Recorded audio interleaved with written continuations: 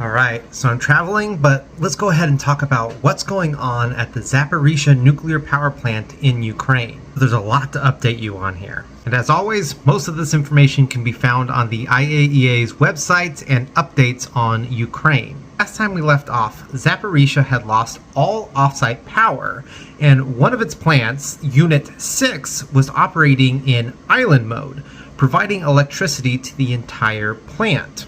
This provided enough power for all of its safety and cooling needs without having to rely on any diesel.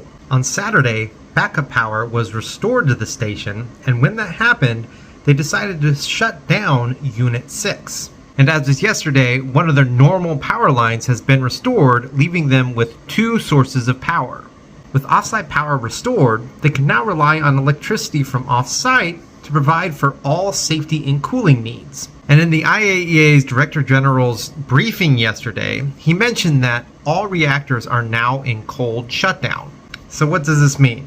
This puts the reactors in a much safer condition due to the reduced cooling needs. These reactors are going to require cooling for a long time, but as that decay heat drops down drastically over time, less and less cooling is needed, and that 10-day supply of diesel fuel that they have online will be extended more and more as time goes by. When it comes to avoiding any accidents of any kind, this is really good news. As always though, the IAEA is going to continue monitoring the situation since Zaporizhzhia is still in a war zone. And I will continue to update you on anything that comes up without any of that fear, uncertainty, and doubt.